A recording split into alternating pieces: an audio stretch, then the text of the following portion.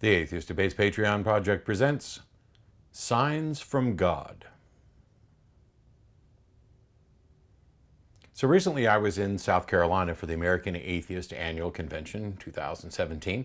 Normally the convention's held around Easter weekend, but this year it was held in August, and we held it in Charleston, South Carolina. Why? Well, in part because there was a total solar eclipse, and that was in the path of totality. It was a great city to have the convention in. Unfortunately, while we did get to see some amazing things, and I got some good pictures, about 1 minute prior to totality, it clouded up where we were and then proceeded to rain. But it was still an impressive sight. And we had live stream footage from other places across the nation as the shadow of the moon traversed across the United States. And there was, of course, a lot of joking and laughing, and, there's the inevitable apocalypse humor, and, this is a sign from God. However, there are people who legitimately believe that this sort of thing is a sign from God. As a matter of fact, I got a text from someone who pointed out that a family member should not be contacted during this eclipse because they are convinced that we live in the end times, we are involved in spiritual warfare, that our nation is coming under judgment from God, and more importantly, this particular eclipse is a sign of the tribulation. Now, I look at it and I see, okay, I get why you might be looking for signs. I get why people try to make sense of things. But unfortunately, for their view, we've already made sense of this. We already have a really good understanding of the nature of eclipses. It is the scientific understanding of the universe that allowed us to schedule our convention in that location on that date so that we would be there to potentially see a total solar eclipse. Now, we're not quite as good at predicting the weather, clearly, but there were a lot of people who managed to enjoy this eclipse. But it's the scientific understanding that allows us to not only know when this one is, but to know when the next one is. My first question to this individual, who, I actually didn't speak to them, I was talking to the person who texted me. And I said, let me understand this. This particular solar eclipse is a sign from God. But the 60 to 70 total solar eclipses we had in the last century, and the 60 to 70 that are predicted to occur in the next century, those aren't signs. This one's a sign. Now, I'll admit, the total solar eclipse is special. They're amazing. I had never been in the path of totality, as far as I'm aware, through my entire life. Probably come close a couple times. But what's the justification for this one in particular being a sign, given the frequency of total solar eclipses? You can find a ton of claims about the end time. There are websites, I'm not even going to bother pointing anything out. You can go do a search for failed end time predictions. And they have an amazing track record. Every single time someone has predicted the end of the world, when we reach that date, they've been proven wrong. Every time, 100%. If we've reached the date, and that was the date you predicted the world would end, you're wrong. Because we continue to move past it. One of the early event I did several years ago, probably 10 or 12 years ago, was in Orange County. It was in Oakland, because Harold Camping had predicted the end of the world, and they'd been putting up billboards, and they convinced people to sell their homes and give money to these efforts to let the world know that he had discerned what the Bible would say is indiscernible. He had predicted the date and time of the rapture to begin the 7 years of tribulation. Now, he was wrong, and he'd been wrong before. He won't be wrong again because he has died since that last prediction. But the track record is amazing, and yet people continually believe these things. Do a quick Google search for failed end time predictions. It's an entertaining little exercise. And what they tend to say is that, okay, so this one failed, but the next one might be right. Now, this is akin to fallacies that we hear elsewhere when people would say, oh, mock me all you want because, they mocked Sir Isaac Newton. and they mocked these others, and somehow mockery becomes a justification for them, that someone was mocked and turned out to be right. But they're cherry picking a little bit, because if you consider all the people who had been mocked for their ideas, or whose ideas had been mocked, who have not turned out to be right, that vastly outweighs the ones that, took a little bit of ribbing and punishment until such time as they had good reason to support their views. But what was special about this eclipse? Well, as it turns out, this family member heard that the next total solar eclipse is in 7 years. It's going to come across the United States, and it's going to be just north of Austin, so maybe I'll be able to see it. Maybe it'll be a little clearer here. And because this 7 years space existed between these two total solar eclipses, this was a sign that this was the 7 years of tribulation, and that's what makes this one a sign. It's really interesting, but it's not true, and it tells us quite a bit about the way people think. The next total solar eclipse is not 7 years away, it's 2 years away. It's just that the next total solar eclipse, which also happens to crisscross the United States, is 7 years away. So they're thinking only in terms of, this total solar eclipse affects me and my world, and there's another one that's going to affect me and my world in 7 years, and that must be a sign from God. How arrogant, how self-centered, that you think that, because something's happening to you in your vicinity, and it's not even really in your vicinity. I mean, one of them comes across the United States like this, the other one, I'm sure there's a point at which they cross. Let's find that point. Let's find the point at which, the totality existed exactly 7 years apart, and see what kind of predictions we can make from that. Because it'll be just as much nonsense. As a matter of fact, there have been 60 to 70 total solar eclipses in the last century. In the next century, they happen at roughly that frequency. Sometimes you'll get them 7 years in a row, actually. And that's getting ready to happen. In 2019, 2020, and 2021, there will be total solar eclipses. And the 2021 one will primarily be crossing Antarctica, so it's going to be largely irrelevant to most of the world.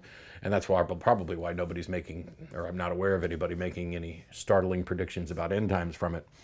But 2019 and 2020 are going to be very similar. They're going to, basically South America, Argentina, and Chile are going to, portions of those nations are going to have total solar eclipses in 2019 and 2020. Why would it be a sign just because it's close to where you live? Why wouldn't it be more of a sign that somebody in Argentina is going to be witness to 2 total solar eclipses in the span of 2 years, or a little over a year apart, or perhaps even less, because I'm not quite sure about the months on those. Why is that a sign? The rainbow is supposedly a sign that God will never flood the earth again. It's beautiful. It's a neat story from the past, but we have no reason to think that rainbows, which are light refracting off of raindrops, didn't exist prior to whatever fictional biblical time this flood supposedly happened. It's a beautiful thing. They're interesting. You can make them out in your backyard with a water hose. You can see them, the same phenomena at the base of waterfalls, anywhere where you get some mist and light at the correct angle, such that it, boom, refracts light and you apparently see a rainbow. It doesn't exist. The rainbow's not there. This is an optical perception of ours. Why is it that there are people who are saying, hey, this total solar eclipse, it's a sign, and it seems to be a sign of something negative or significant to them? Because that's the way we are. We are lazy, and we view the world and everything around us with respect to how it affects us. And I'm sure that there are ministers and preachers out there who would look at the solar eclipse and say, this is not a sign from God about the end times. In fact, it's a message from God that the darkness can only hide the light for a very brief instant, and the light will always prevail. I'm sure that message is out there because it sounds really nice. It's uplifting and encouraging. And the problem is, there's absolutely no more reason to believe that that sort of message is true either. even in a metaphorical sense, about darkness and light, if we're equating it to justice or goodness versus evil. You don't have any reason to think that that's actually true. It doesn't tell us anything real and true about the world. These are just man's attempts to make sense of things or to make things seem more significant than they are. And that's kind of frustrating because a total solar eclipse is incredibly significant, despite the fact that they happen every 1 to 3 years or so. In a 100-year span, you're going to get 60 to 70 of them. Sometimes they're going to happen back to back to back. Sometimes they're going to be spaced out just a little bit. They're going to affect different parts of the planet. It's just that you're not aware of them. It's very rare or relatively rare, for you to be in the path of total solar eclipse. And so when that happens, the people in that path, I would be willing to bet, although I don't know how you would research this, that preachers in the path of total solar eclipse were far more likely to deliver sermons about it being a message from God than preachers who were nowhere near even the penumbra, just way out there, hey, there's an eclipse going on somewhere. It's being used kind of as a tool. But there's something else happened in the last week that I want to talk about that's also been accused of being a sign from God, and that's hurricanes. When Hurricane Katrina savaged the Gulf Coast in the area of Louisiana, there were lots and lots of people who decided that it'd be a really good time to comment on what exactly this meant. Pat Robertson was one of them who claimed that Katrina was God's judgment for the United States being seemingly tolerant of gays and lesbians and transgender folks and atheists and abortion and, pick your poison, whatever he's against, his God is against, and his God is now targeting this hurricane to do damage. At the time, I was on Nonprofits Radio along with Jeff D. Dennis Lubay, Russell Glasser, a number of others. And we joked that if this was punishment for the gays, why was the French Quarter, which was the gayest section of New Orleans, for example, relatively spared compared to everybody else? And I believe it was Jeff who hypothesized that there's a magical protective shield that homosexuals put out to keep their areas safe, and that it's clearly more powerful than the God who sent the hurricane there. And there was other speculation that perhaps God just has really terrible aim. But, this is all in jest because we realize that there's no good reason to think that this is retribution from a God, because we have no reason to think there is a God or that a God would work this way. Now, that not every Christian denomination or religious denomination views their God as this, I'm going to send a hurricane to destroy you. Nothing about it actually makes sense. There's plenty of believers in the path of those hurricanes who are going to lose their homes and their families. As a matter of fact, since believers vastly outnumber non-believers, he's just punishing his own. He's just sending a message to all those people who let gays get married that they were wrong, and I'm going to take your homes away if you keep doing this. How does that make sense with a model of a God who supposedly put us on this earth and gave us a set of rules and is going to judge us and punish us in the afterlife to also exercise judgment and punishment here? For a God that is undetectable, how is it that they're claiming to detect his intentions in a hurricane? I live in Austin, Texas. It's really nice here. It's one of my favorite places to live. I would stay here probably forever, but we'll end up moving because I promised my wife that we would live, in the Smoky Mountains or something later on, because that's the kind of thing that she likes. I like it here. It's hot. We're far enough from the coast that we don't have to worry too much about hurricanes. We don't live in a floodplain. And so when Hurricane Harvey was ramping up, my wife took necessary precautions, stuffed a bunch of water in the fridge just in case we lost power or there were problems with the water. Just because our house isn't in a floodplain doesn't mean that our water supply might not be in a floodplain.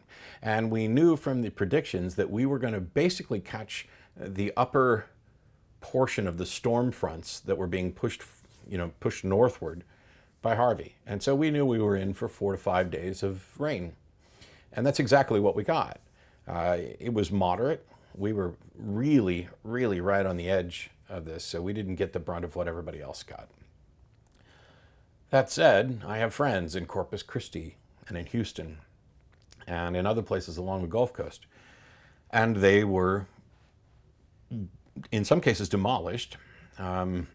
Areas around Houston got as much as 4 feet of rain, and the flooding was unlike anything that we've seen. It's going on right now. While I'm filming this, the news coverage is primarily talking about what's going on in Houston and the surrounding areas as the storm continues to move northward.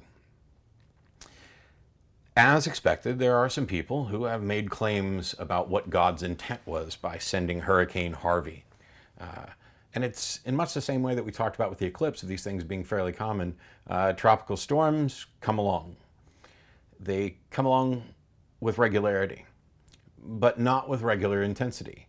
This is the first Category 4 to hit the Gulf Coast of Texas in, I think, 56 years or so.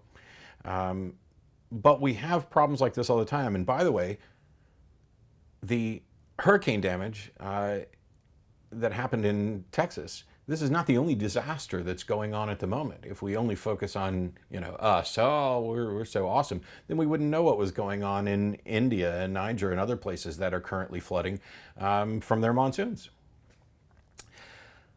Who is this punishing? This idea that this hurricane is a message from God. It's a natural event. We can predict it. Who is this supposedly punishing, and how did you determine that? How do you know that this particular hurricane is a message from God because he's angry about the things that you happen to be angry about? Maybe, even if it was from a God, maybe he's angry about changes to the fishery bill, or changing our currency from green and black to multicolored currency. Oh, that's too close to the rainbow. Maybe that does tie in to the gay agenda and God's out to get everybody. The people who think like this are demonstrating that they are going to imbue their God with whatever likes, dislikes, frustrations, and irritations that they happen to experience. And they have the benefit of being able to go to the Bible and picking out passages that seem to support their views. I've talked about this many times, including with respect to one of my favorite debates, where two Christians were debating about salvation, and they would each go to Bible verses. They just each went to different Bible verses. If this is a sign, why is it that God can't be more clear? Why is God such an ineffective communicator? Why are believers getting different signs from the same event? Now, each of them will tell you that they're the ones that are right. These others are false Christians or false believers, or our religion is different. Our religion doesn't look at this as a punishment. Instead, it's a warning. But they're all still constantly trying to read something into this. And yet, a much more reasonable explanation is that there simply is no sign from a God, and that fearful people invent signs to quell their fears, to make them feel comforted. Afraid that the world isn't working according to your screwed up sense of morality? Well, then everything that harms other people who disagree with you can easily be viewed as a sign that God is punishing them and that God is in agreement with you and on your side. Now, this gets into the problem of evil, which I'm not going to talk about today. I've talked about it a little bit in the past, but I plan to do kind of a more detailed take on it, because some people are frustrated that I'm not a big fan of the problem of evil as an argument against God. I'm not even a huge fan of the problem of excessive suffering, which is far, far better. But I think there's value in them, and I'll address that a little bit further. But the key point that I wanted to make today is we can be better than the people who are seeing signs or claiming that they've seen signs. And we can show that we're better. We can joke and post pictures of empty trucks saying, "Congratulations, your truckload of prayers and hopes and wishes have arrived." We can laugh about God's awful aim or protective shields from the homosexual community, or the ridiculousness of seeing signs everywhere, and about everybody's God seeming to agree with them. We can, in fact, ridicule and mock these things, and I'm in favor of it. Ridiculous ideas are by definition deserving of ridicule, provided we're going after the ideas and not the people. I'm absolutely in favor of mockery, but I don't think that it's necessarily the best course of action every time, that it should be the thing that we start with. We as atheists, and in particular, we as secular humanists, we as advocates of science and reason, can make a stronger case that science not only provided good information leading up to the eclipse, leading up to the hurricane, but science is responsible for the helicopters and the boats and the shelters and the provisions and the medical care that are actually out there protecting and saving lives. It's the best features of humanity, which are consistent with humanism and don't require any sort of religious foundation or instruction, which motivate us to help each other. We have the high ground here, which is exactly what you want in a flood. If you want to help out and you're watching this video within a reasonable time after the events of Harvey, you can go to fbbgive.org and make a donation. The Foundation Beyond Belief is a secular charity service that has actually set up a page to help people who've been affected by Hurricane Harvey. I participated in a couple different podcasts this weekend. One of them was tied to Foundation Beyond Belief. The other one was tied to a local Corpus Christi group. We need to raise more money. We need to show people who we are, that we care, and that rather than seeing signs in here, and rather than proclaiming a day of prayer and praying for the people who are out there helping others, we can actually help others. So visit Foundation Beyond Belief, give a donation, do what you can to make sure that people realize that secularists, atheists, humanists, rationalists, freethinkers, whatever label you use, are decent people who are not trying to find the hidden message in a tragedy, but instead are focused on helping people. fbbgive.org. We'll see you next time. This video is made possible by supporters of the Atheist Debates Patreon project. You can find more information and add your support at patreon.com/atheistdebates.